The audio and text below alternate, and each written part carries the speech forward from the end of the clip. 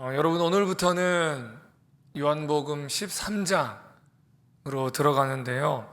보통 요한복음을 나눌 때에 두 부분으로 나누게 됩니다. 1장에서 12장까지는 이 표적의 책이라고 하고, 저희가 오늘 들어가게 되는 13장부터 끝장인 21장까지는 영광의 책이라고 부릅니다. 전자는 주로 세상을 향한 예수님의 그 표적을 통해서 말씀하시는 그런 대목이라고 할 수가 있고, 그리고 13장부터의 후자는 예수님께서 제자들에게 주로 예수님의 가르침과 또 십자가의 부활을 통해서 하나님의 영광을 드러내는 그런 부분입니다. 즉, 지금까지가 공적인 가르침이었다면 이제는 사적인 가르침입니다. 제자들을 향한 예수님의 그 사심이 가득한 가르침인 거죠. 그럼 예수님의 사심은 한 단어로 표현을 할 수가 있는데요. 한번 따라해 주십시오. 사랑. 네, 유월절 전에, 즉 십자가를 앞둔 그 밤에 예수님은 제자들을 향해서 사랑이 가득한 가르침을 주십니다. 예수님께서는 다 알고 계셨습니다. 이들 중에서 한 명은 자신을 은 30에 팔아 넘길 것이고, 수제자라고 부르는 자는 자신을 3번 부인하고 저주할 것이고, 다른 모든 제자들도 결국에는 다 무서워서 도망할 거라는 사실을 말이죠. 제자들의 충성심이 여기까지가 끝이었습니다. 그런데 오늘 성경은 놀라운 은혜의 말씀으로 말씀의 문을 열게 됩니다. 오늘 본문 1절을 함께 읽어보겠습니다. 시작. 유월절 전에 예수께서 자기가 세상을 떠나 아버지께로 돌아가실 때가 이른 줄 아시고 세상에 있는 자기 사람들을 사랑하시되 끝까지 사랑하시니라. 아멘. 우리 인간의 사랑은 상대방의 바닥을 보면은 거기서 끝나버리지만, 예수님의 사랑은 우리의 바닥을 보시고도 끝나지 않으십니다. 오히려 그 바닥을 닦아주시기 위해서 자신의 허리를 굽히시는 분이시죠. 예수님의 제자이신 여러분, 오늘의 말씀을 통해서 이 말씀을 나눌 때에 나의 가장 밑바닥 끝을 아시면서도 주님이 나를 어떻게 사랑하시는지 깊이 깨닫는 은혜의 시간이 되시기를 주님의 이름으로 간절히 축복합니다. 본문에서 가장 임팩트 있는 대목이 저희가 오늘 좀 전에 봤던 끝까지 사랑하신다 일 겁니다. 예수님의 입장에서 끝까지는 도대체 어디까지일까요? 어느 정도일까요? 이 끝까지라는 말 속에는요, 두 가지 의미가 있는데요. 하나는 시간적으로 예수님이 자신의 공생애를 다 쓰실 때까지, 그리고 그 이후에 하나님 우편에 가셔서까지 우리를 사랑하신다라는 의미와, 다음은 질적인 의미로 자신의 목숨을 아낌없이 우리에게 주시기까지 우리를 사랑하신다는 의미, 두 가지를 다 내포합니다. 평생 최고의 수준으로 아낌없이 사랑하신다는 뜻이죠. 그런데 2절에서는 그렇지 않았던 사람을 보여주는데, 가룟 유다는 어떻습니까? 우리 2절 말씀을 함께 읽어보겠습니다. 시작. 마귀가 벌써 시몬의 아들 가룟 유다의 마음에 예수를 팔려는 생각을 넣었더라. 지금 이 밤은 최후의 만찬을 나누시는 밤이고요, 이미 가룟 유다가 예수님을 대제사장들에게 넘겨주기로 약조했던 시점입니다. 예수님을 향한 유다의 사랑이 이만큼이었던 거죠. 이 유다는요, 열심당원이었습니다. 열심당원은 이 품에 단도, 짧은 칼을 놓고 다니면서 유대민족을 학대하는 로마인들이나 그 로마인들에게 빌붙어서 살고 있는 유대인들을 쥐도 새도 모르게 암살하고 처리했던 그런 사람들이에요. 무력으로 로마로부터의 독립을 얻고 싶어 하고요, 정치적으로 독립하는 것을 또 최고의 목표로 삼았던 그런 극단적인 사람들입니다. 예수님은 그런 유다의 눈에 가장 유력한 지도자 후보였던 거죠. 그렇게 해서 예수님의 제자로 들어갔는데, 제자가 되어서 본 예수님의 모습은 자기가 기대했던 것과는 전혀 다른 희생과 헌신과 섬김이었던 겁니다. 나와 맞지 않으니 이제 관계를 끝내야겠다 마음 먹었고요. 마귀는 그 틈을 파고들었던 것입니다.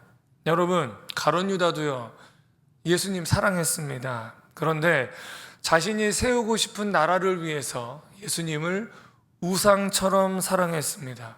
네, 여러분은 어떠세요? 이 새벽을 깨워서 나오신 여러분, 예수님을 정말로 사랑하십니까? 아멘.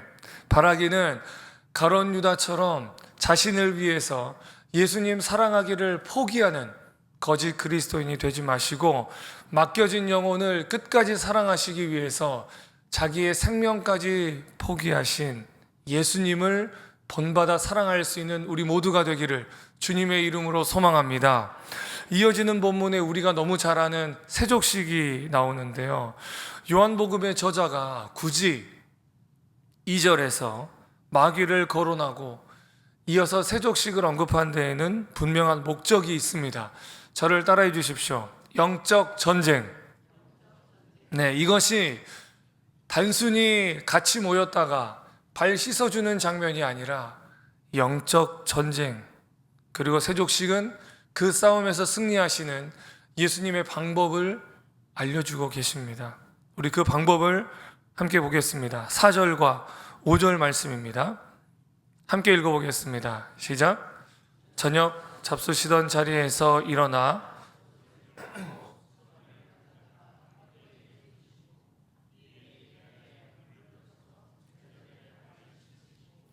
그 두르신 수건으로 닦기를 시작하여. 아멘. 예수님께서 식사 자리에서 일어나서 겉옷을 벗으시고 수건을 허리에 두르고 닦아주세요. 당시 문화에서의 이 겉옷이 생명과 신분을 상징하는데요, 그것을 벗으시는 거죠. 이 벗다의 원어의 의미가 내려놓다인데, 요한복음 10장에서 보면은 예수님께서 양들을 살리시기 위해 내가 스스로 버리노라 말씀하시는데, 이 버리다와 같은 단어입니다. 하나님의 아들의 권위를, 하늘의 영광을 다 내려놓고 벗으시고 버렸다는 것이죠. 생명을 주시는 방법입니다. 이 예수님의 행동에요, 베드로가 당황해하면서 거부해요. 주님이 제 발을 씻겨주신다고요? 제 발은 절대 안 됩니다. 여러분, 이게 겸손처럼 보이지만 예수님께서는 그런 베드로의 반응에 굉장히 진지하게 답해 주십니다. 우리 8절인데 8절 말씀을 함께 읽어보겠습니다. 시작. 베드로가 이르되 내 발을 절대로 씻지 못하시리이다. 예수께서 대답하시되 내가 너를 씻어주지 아니하면 네가 나와 상관이 없느니라.